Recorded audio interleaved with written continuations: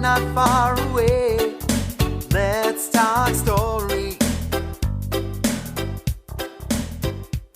It's where my mama was born, it's where I come from, it's where my daddy fell in love not long ago. Aloha everyone, this is Larry Camp, and welcome to the Nobody Knows Your Story podcast, which just happens to come with a side of Hawaiiana.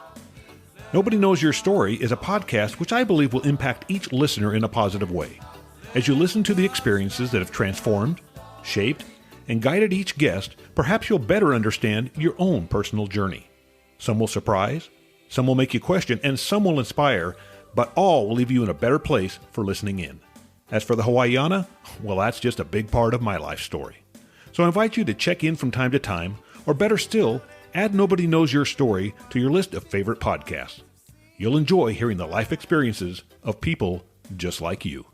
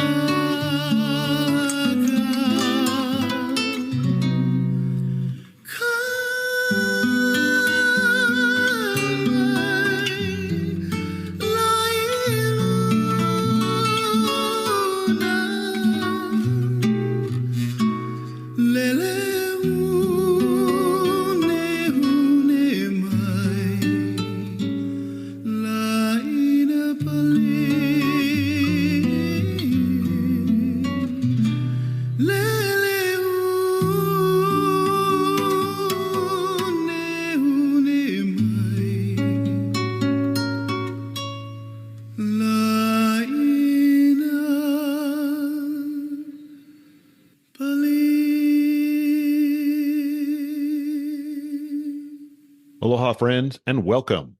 Whether this is your first time here at Nobody Knows Your Story or your 100th, you are about to hear a life story that you're going to find very interesting. Now, we just heard Nathan Aweo with Akaka Falls, more of a traditional piece.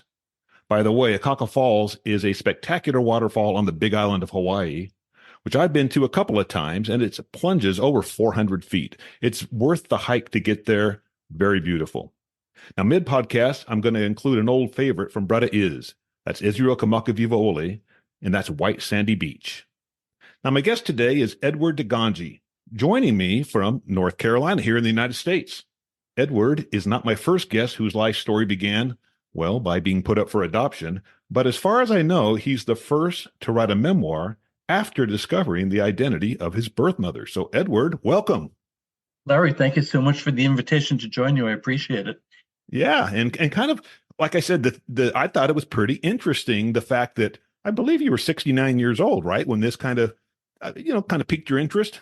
Yeah, I was. I call it a late adulthood search, and certainly at 69, we're late adulthood, and that goes back 5 years. I'm about to turn 76 at this point. Maybe to some of the listeners that's seems a little old, but not to me. it's kind of in the group of, I got most of my friends are in there between 50 and 75 or 76. So, yeah, you're right in there. You know what? With good luck, you get here. Yes, exactly. Yeah. And you know what? I was hitting balls yesterday. Every Sunday morning we hit softballs, gets kind of practice. And one of the guys that is he has such a beautiful swing, a left-handed swing. We were talking yesterday, and I said, man, you got to be, because I know he's in the Softball Hall of Fame, and he's been in there for a few years. And so I know he's in his 70s. So I said, you must be about 75 or so. And he goes, I'll be 78 in September. And it just shows what you can do if you You just stay healthy and you stay active Just and keep a the little body lucky. moving. Keep the body moving, and you're right. There's luck involved there. Exactly. Well, hey, let's hear your story, man. Take it away and tell it any way you want. Well, as I said, I'm about to turn 76, and I'm in North Carolina with my wife, Linda. But she and I both grew up in the New York City area. I was born in May of 1948. As I was to find out not too long after that, a few years after that, I was adopted at the time of my birth. And I discovered that by rummaging through my parents' papers. And I always joke that, some kids go through their parents' liquor cabinet. I went through their file drawer and I found an envelope with my mom's name on it. And I opened it up and I found a piece of paper that said certificate of birth by adoption. I was young, I could read it, and I kind of looked at it and I folded it up and put it away. And I intuitively knew what it meant, but I never brought it up with my parents. And to the very best of my knowledge, my parents never once told me I was adopted. Oh, that's interesting. So I just kind of went through life and you hear about folks who are adopted who have all sorts of varying experiences, and some wonderful, some not nearly so wonderful. I had one of the good ones. I had adoptive parents who very much wanted me and could not have treated me any better than their own natural born child. So I really never had any compelling need to go searching for who my mother was. Periodically I'd sit and I'd think, and I was always kind of sarcastic, said, who would ever give up a kid like me? And I sort of had the vision from that era of a high school girl who got quote unquote in trouble, was sent away to an unwed mother's home or to some family member, you know, hundreds of miles away until she gave birth, and then she suddenly returned without the baby.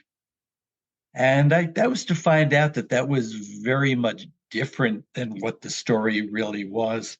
And I virtually never thought about who my father might be, even though it's paired with that high school girl who I imagined. I sort of saw him pumping gas at the local gas station.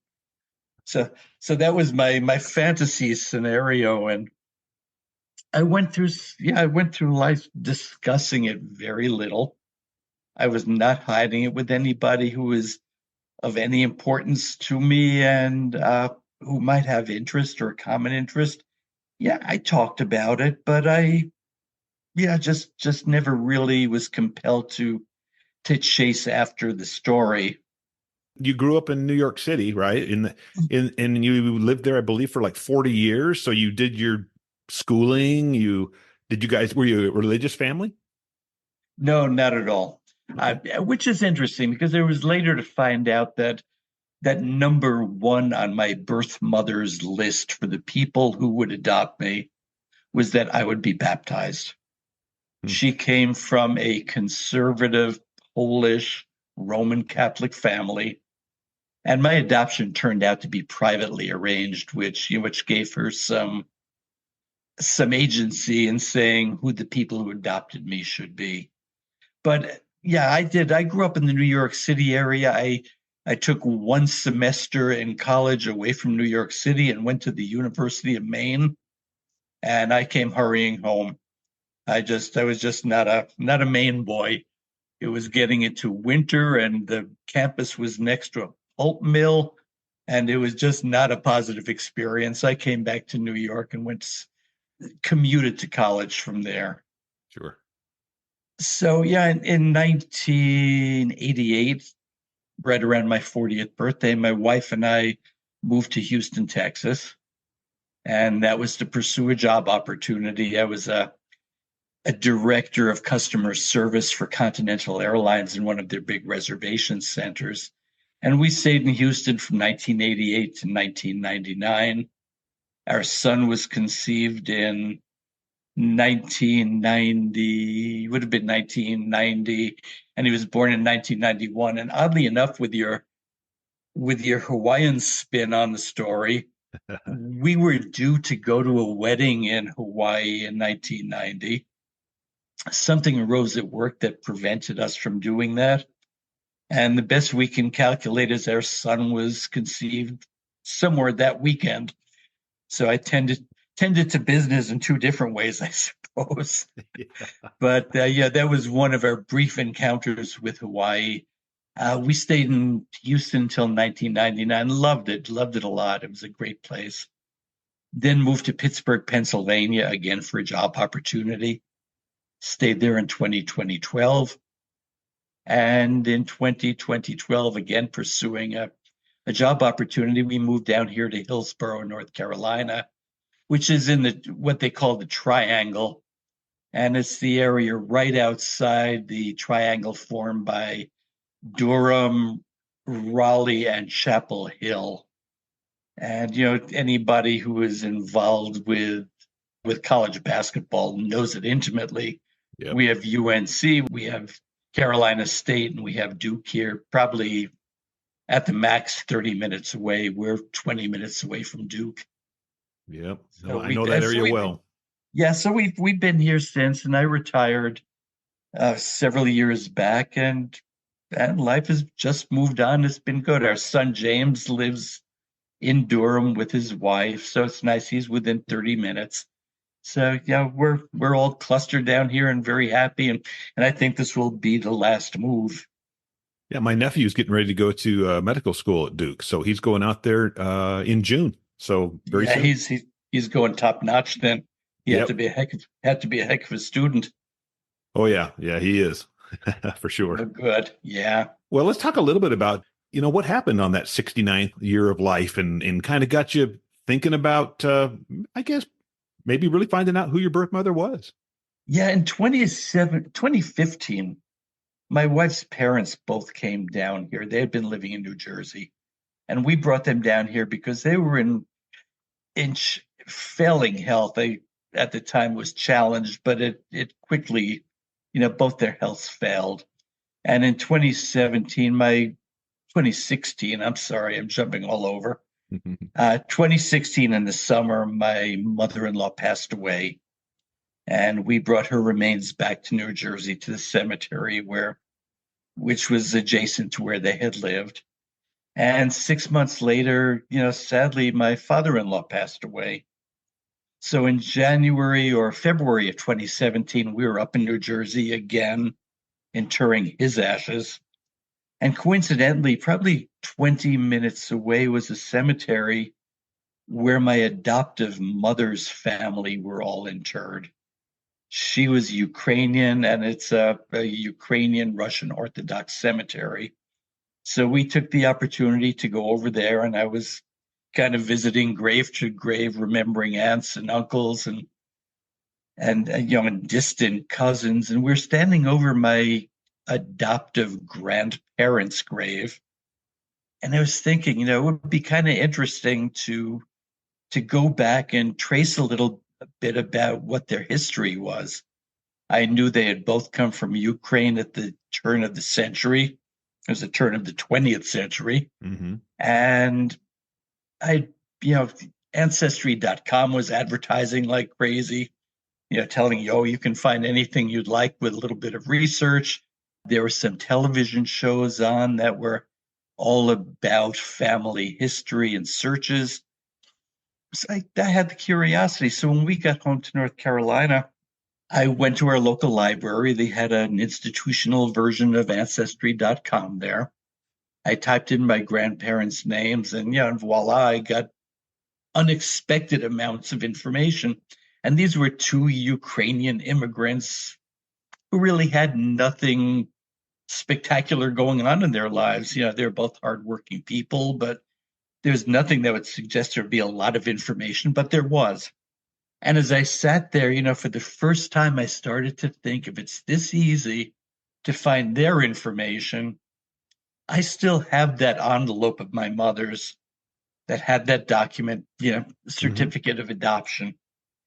So I hustled on home, went to that same box that I had rummaged through, pulled out the envelope. What they call an amended birth certificate was there. And essentially what that does is it gives you your adoptive parents' names. There was nothing there about my birth mother, but there was a second piece of paper which turned out to be my adoption decree. And that adoption decree had 4 signatures on it, had both of my adoptive parents. It had the signature of their attorney, and it had one signature with a name I did not recognize. But intuitively, I knew it must have been my birth mother. It was her agreeing to relinquish me for adoption. So I wrote down that name, hustled back to the library again, got back on Ancestry, and and typed it in. And there was that moment of, do you really want to go down this road? Her name was sitting there, and I had my finger over the enter button. And I said, why not? This is your story, no matter what you find. And I fully expected that I would find a woman who, as I said, had gotten in trouble in high school, gave up a baby, and became a housewife or worked at the post office at a local 5 and dime. And I pressed the button, and a screen full of information was there. Some of it similar to my grandparents in terms of census records and various civic documents. But in the middle of the page, and I sort of looked down the date column, and said, let me pull up the one closest to when I was born. I was born in May of 1948. I found a visa application dated March of 1949, going from Miami to Rio de Janeiro. And I looked at that and I said, no high school girl who got in trouble would probably be making this trip, but let me see what it's about. I clicked on it, and the application pulled up. And accompanying this application was a picture of my birth mother. And what I learned was she was 23 years old at the time that I was born. So that kind of pushed away the high school girl scenario. Mm-hmm. And it was written in Portuguese because that's the national language of down in Brazil. But it was all completed in English. So it had a lot of information about who her parents were, what her address was.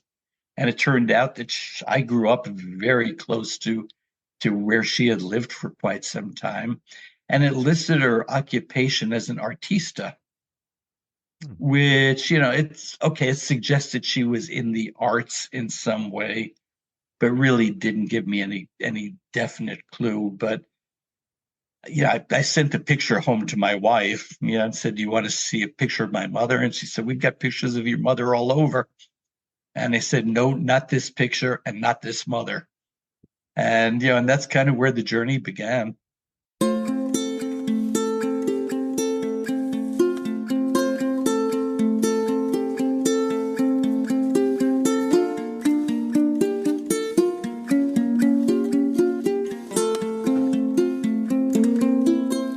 I saw you in my dream. We were walking hand in hand on a white sandy beach of Hawaii. We were playing in the sun. We were having so much fun on a white sandy beach of Hawaii.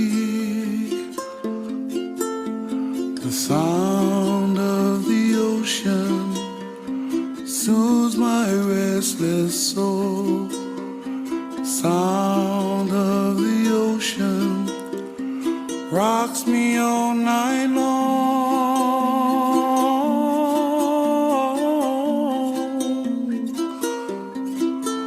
Those hot, long summer days, lying there in the sun on a white sandy beach of Hawaii.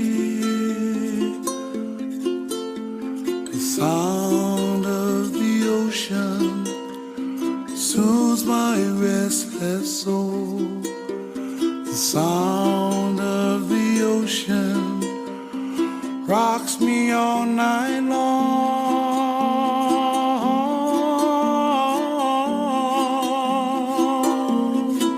Oh, last night in my dreams I saw your face.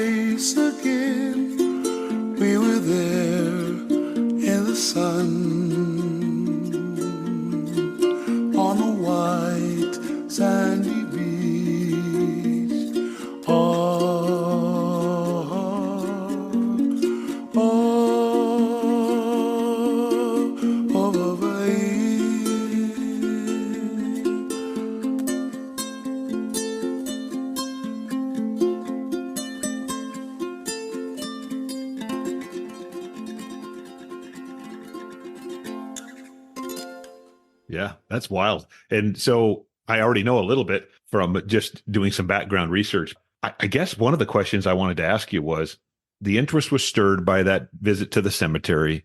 Kind of were thinking, well, hey, wow, I got a lot of information once you were at the library and you found the grandparents and all that information. So hey, you take it to the next level. There was some DNA testing that went on, wasn't there, at some point? Yeah, that was actually a kind of a separate chapter in this story. Before I even became inclined to go down this road chasing after my mother's identity, prior to Christmas the year before, so this would have been Christmas 2016, and my search began on February of 2017, I bought 2 DNA kits. And my wife is famous for being difficult to buy for. And so I figured, there's no problem with the fit of a DNA kit. So I bought one for her. I bought one for myself. I sent my sample in fairly quickly. Linda told me she was too busy to spit at the moment. So hers sat on the shelf for a while. And she was dealing with her closing at her mother's affairs. She was dealing with a sick father. So she was quite right about not having that time. But a couple of months after I submitted the DNA test, though, and again, this was separate from the journey after my mother's identity, I got back an email from Ancestry saying, here are your DNA results. And I had only submitted it looking to find out what my ethnicity was. I had always identified with my adoptive parents. As I said, my mother came from a Ukrainian family. My father came from a Sicilian family. So at the height of the Godfather popularity, I was all in on being Sicilian. But I wanted to know for sure. And it came back, and I looked at the pie chart. And what I found out was I was about 70% Eastern European. So that took into account probably a good slice of the Ukrainian identity, but there was also about 30% Ashkenazi Jew. And then the remaining 30% of the pie chart was Northern European and Great Britain. And by that point, I knew enough about my mother's family, my birth mother's family, to know that that was not their background. They were decidedly Polish and probably some Ukrainian or Czech in the mix. So I looked at that, and then I moved over. Your Ancestry will send you your list of close DNA matches. Yeah, some people get back 3,000 and 4,000 matches. I had a list of about 1,000, but the first name on the list was identified as a first cousin / close relative. And I looked at that name, and as I said, I knew my mother's names at that point. I said, he's not from from that family. So this has got to be on my paternal side. The first thing I did is I looked, and I found that he also had LDS background. He's a member of the church, and he had a massive family tree online that was open to the public. He had 500 or 600 people on his family tree. But I looked, and I found out that his father had no siblings. His mother had 5 sisters, I believe, and 1 brother. So I sat thinking, I said, okay, if this person they've identified as my first cousin, that uncle has to be my father.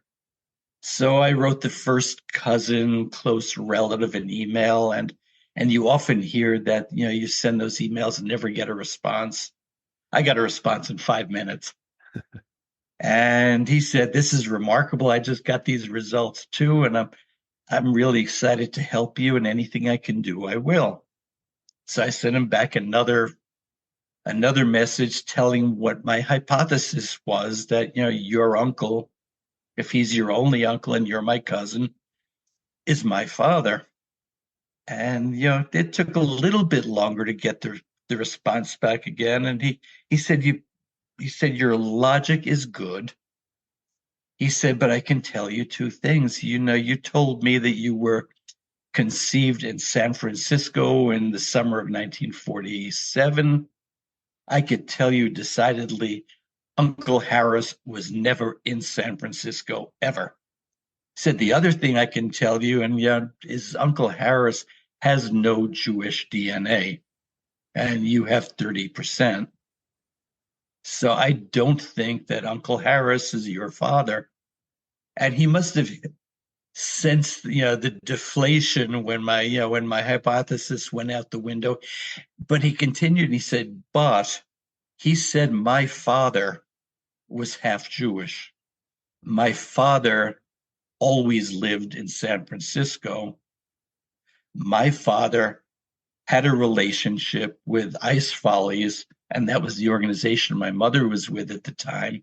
He said, I think that you and I are half brothers, and my father is your father. And as it turned out, that was the case. Wow, that. Now that was probably unexpected.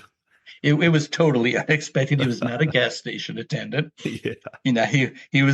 He was an insurance adjuster, and he did have a relationship with the arena at which the company that my mother skated with did their business in San Francisco at the time.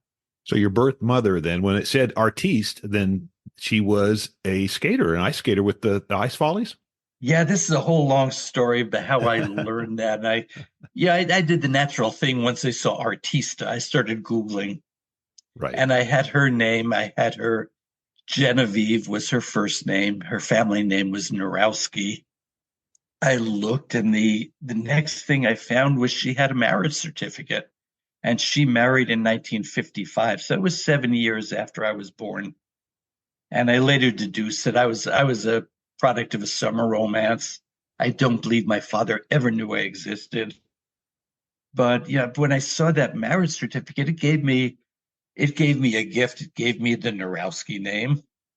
It gave me another name, Norris, which turned out to be a stage name that she had adopted because, for the press, it flowed much better than Narowski. Sure. And it gave me her husband's name as well, Meza. So when I typed in Genevieve Meza, got nothing. All right, I actually got a couple of small hits, but I put in Genevieve Norris. I got back a blog post from an antique dealer in South Carolina, and she had a post up there that said she had been to an auction in 2012 and had purchased a number of very large props that they were then reselling as folk art items. And she told the story of Genevieve Norris and her husband, Ted Meza, who had been professional ice skaters in the 1940s and the 1950s, who had retired and then went on to create a company that created props for the big ice shows, for theatrical events, for commercial purposes. And so that gave me the skater piece. So next thing I did is I started Googling Genevieve Norris ice skater, and there was another blog post that came up. This one from an antiques dealer who happened to be at the same auction. And she was kind of involved in a lesser degree. But she had a very significant post which said, I was there and I bought a box of memorabilia, and I didn't know who it belonged to. I didn't know anything about the woman, but it was a glamorous era and a glamorous person. So I picked it up, and I would guess she paid little for it. But it had pictures on the blog post of my mother, several pictures from her performing days. It had a copy of her first professional skating contract. It had a copy of her middle school diploma. So, I'm sitting there, I'm holding on now saying, boy, what a find that is. But it's now 2017. This is 2012 that she posted. I said, there is no chance whatsoever that she still has any of this. But I kind of tracked her down using social media. And basically, as I was searching, I would just tell people I'm pursuing a possible family relationship. Can you help me with this, or can you help me with that? And that's what I did in this case. And I said, so you have this information. by any chance, do you still have any of it? And she responded very quickly. She said, I've got all of it, but I'm very busy right now. I'll need to call you back. And I sat by the phone for about 7 or 8 days, and the phone didn't ring. So I finally messaged her again, and then this time, I just came right out and I said, the person whose information you posted is the woman who gave me up for adoption at the time I was born. And she called back. The phone rang within 5 minutes, and she said, "I am so sorry. I forgot that I needed to call you back. This is so interesting. I have everything. You need to come here right now." Mhm. And fortunately, the distance between North Carolina and Georgia is not that great, but I couldn't make it right now. But in a very short period of time, my wife and I made the trip down to Georgia, and we met with she and her husband, and they brought in the carton that they had purchased, probably in exactly the same state that they purchased it. And we went through it. It was full of, promotional photographs of my mother, professional photographs of some of her fellow skaters, autographed to her. And I deduced that those eventually were the photographs that they gave to her as she left Ice Follies to go and manage her pregnancy. And there was a scrapbook from the very beginning of her career, some 1942, 1943. And it was a treasure chest. And I was quick making notes. And the dealer's husband, Dan, said to me, "What are you writing down?" And I said, "Well, I'm just taking down names. I'm thinking, I can maybe pursue some of these people and see if anybody, remembers my mother." And he just pushed the box across the table and said, "You don't need to write anything." He said, "This box is yours. We've just been holding it for you." No, that's And they just, yeah, it was just such a kind thing. We've stayed in touch with them. We consider them, very good friends. Though we don't see them as much as we would like to. And so it was just a treasure. And the chase went on from there. So at what point along that journey or that chase did you think, I'm going to write a book? At that point, I was already writing. Okay. You already started the process. Okay. I was writing the memoir portion. There was the portion about my search. Mm-hmm. And I didn't know that I was going to write a book. I didn't know that I really had a story. But it was interesting. I was meeting interesting people. I was meeting unbelievably kind and generous people, sharing information, gifting things like that to me. And I was just recording it. And eventually there was one comment on that Antique Stealers blog, and it was a person who said, "I grew up houses away from Mrs. Meza and her family, and I'm still in touch with her son."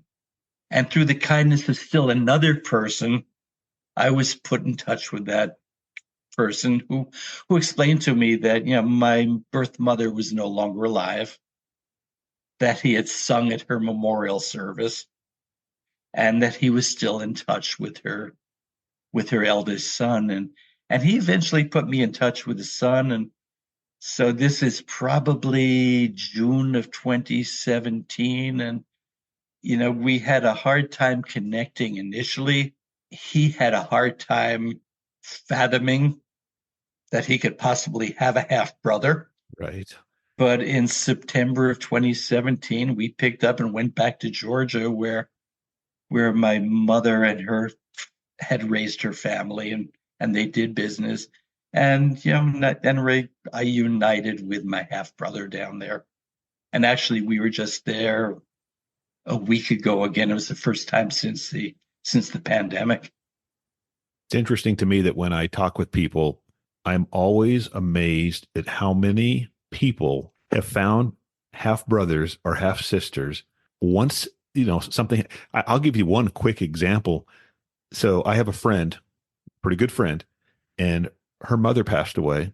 And within just a couple of weeks, her dad came to her and said, "Now that your mother's gone, I need you to know that you have a half sister." And she's like, "What?" Father had never told the wife. It was just kind of this secret. And so she's now gone on And of course, now has a great relationship with this half sister that she didn't even know she had until like 4 or 5 years ago. So, I mean, Yeah, that's these so things good to happen hear from that. time to time. It's Yeah, just always so interesting. it's way more frequent than time to time. Yep. It's way more frequent. You hear these stories all the time, and particularly now with recreational DNA testing, there are no more secrets out there. And it was very common to be secretive about these things. Yeah, I recorded a podcast yesterday as my role was kind of the facilitator or one of facilitators, and he and I interviewed three birth mothers.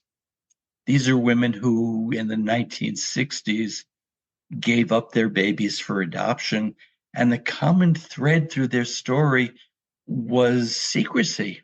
Mm-hmm. They were made to feel ashamed and humiliated and less than what they were because all they heard over and over and over is, you never tell anybody and don't make us embarrassed. You've done something bad. And it's heart wrenching when you hear these stories. And these are mature women now in their 60s and 70s, and one of them is 83 years old, and they're still living that experience. When you were giving your imagined scenario of the high school girl getting sent away to a family 100 miles or a couple 100 miles away to have this child and then return home, I personally knew 2 or 3 girls in high school that did that because I grew up in a very high demand religion. Sex was outside of marriage was, it was bad to do that. But then obviously if you were pregnant, then people are going to know that you did that and so forth. Worse, so yeah. they would send them away. I mean, yeah, and I don't know. I mean, because we're not that far apart in age. I think that today things are just viewed differently. It just, I'm not saying that still doesn't happen occasionally in some, again, probably high demand religious communities. But other than that, I don't think that stigma is there like it was back in the 50s and the 60s and the 40s. Yeah, do you know what's interesting? That was my last question to these women yesterday. Is, how did the 40s and 50s and 60s inform what goes on today, and how has it changed? And they all shocked me by saying, I don't think it's changed very much. As far as the social perception, there's a population that's involved in open adoption, and I think have some better advantages there. But they all say, if you talk to the people that we talk to, i.e., birth mothers, and hear their stories, and these are girls in their teens and 20s, they're telling the same story that we did. And that just floored me. It really did, because my perception was like yours. Yeah, you would think so, because we're just living in a time now where people are just trying to be accepting of everybody and everything, and things that were wrong in the past, whether it's a statue of somebody or whatever. We're making changes. We're trying to do everything appropriately. And so I would think that people would just be understanding that these things happen in relationships, but I guess not. I think there are a lot of things that are just ingrained in people. And, as hard as they try to be understanding, as hard as they try to be generous, there's something inside that said, no, I shouldn't have done that. And it comes out somehow. It was a wonderful conversation yesterday. It was, sounds like just awesome hearing these people, but really distressing when you hear something like that. Well, it's just sad that people go through a life in just feeling lesser than, or that they made this mistake that, they just couldn't move beyond, and you do hear that sometimes. I had a gentleman, he's actually one of my best friends, on my podcast probably 3 or 4 years ago, and he told the story. And one of the purposes of his being on the podcast, he wanted to share that he felt that depression, mental illness was not something that we should be ashamed of, or that we should, have any kind of just, I guess, negative feelings towards, because it runs in families. And he talked about how his grandfather took his life. And then later in life, his father took his life. And he said when he got into his 30s, he started having those same feelings, but he broke the cycle by going seeking help. And so now here he is today. He takes one pill every morning just to kind of keep him mentally fine. And he's in his 60s now and has lived a wonderful life. And so I think that that's kind of what I was hoping for out of your story, was just that we've kind of moved beyond that and realized that, hey, things happen, but we can do better, know better, do better type of thing. Yeah, you would wish it would be as good as taking a pill. Or maybe in this case, they didn't take the pill. Yeah. But yeah, I agree with you wholeheartedly on the mental health issue. I think it's it's going and seeking help. But I think the hard part is the mental health support is diminishing rather than getting bigger. We lived in Pittsburgh. I had an office that overlooked a main drag in the hospital and university area. And I would regularly see the same three men 12 months a year, kind of walking their way up and down the street. Obviously, it was something wrong. And they were there because the mental health hospital, which just was outlying that area, had been shut down for funding. And there's no place for those folks to go. And, unless there's somebody, a support network, and somebody taking them by the hand to go and get that pill, right, they wind up on the streets. And it's a hard thing. It's a terrible thing. Well, I'll tell you, it's been fun talking today and hearing your story. I should say that your connection to Hawaii, we talked about the weekend that your son was conceived, but you actually spent, I don't know, maybe an hour, 2 hours in Hawaii in the airport once? I'm not even sure it was that long, honestly. We had flown from JFK in New York City nonstop to Honolulu, which I can tell you that is a long flight. It's about 12 hours. Yeah. Crossed the concourse, got on another flight and flew from Honolulu to Sydney, Australia, which was another long time over water. Mm-hmm. I think we were on the plane for about 23 hours total. And I'm not one to sleep. So, I was dizzy when I got there. Yeah. So your experience in Hawaii was very brief. Very brief indeed. Well, hey, that's okay. I've done 120 or so of these interviews, and I think about half the people have been to Hawaii, and the other half haven't. But it's just, I bring it up just because it's always such a big part of my story. But before our marriage, my wife spent over, I think, 10 days in Maui, and she's always spoken very, very highly of it. And we've just never gotten there. Mm-hmm. Yeah, you never know. You never know. Never know. All right. Well, hey, let's mention the name of your book. It's The Gift Best Given.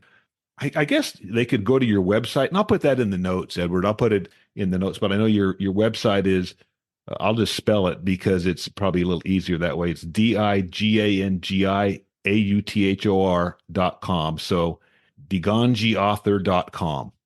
The book is available from the website. I'm happy to sign and personalize it if liked. If not, the book is available pretty well everywhere you buy your fine books. Your local bookstore.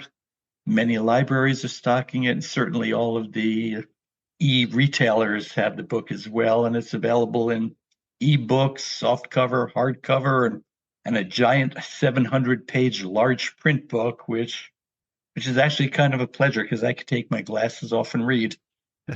I noticed that this morning. I saw, large print. Okay. Yep. That would be helpful. All right. Well, hey, thanks again. I really appreciate you taking the time today to visit and tell your story. Well, I appreciate your having me. It's great talking with you. Everyone, check back in 2 weeks. We'll have another interesting guest here on Nobody Knows Your Story.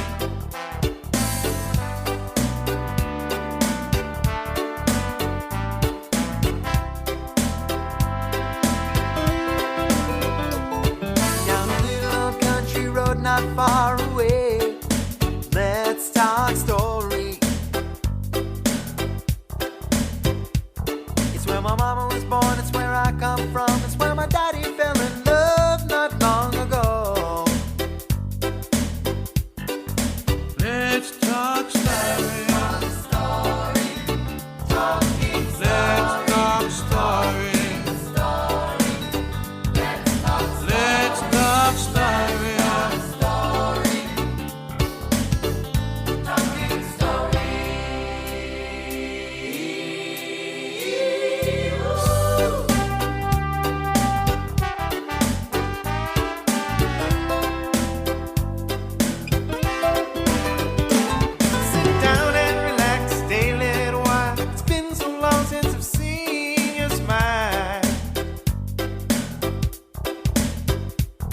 Well, a little of this and a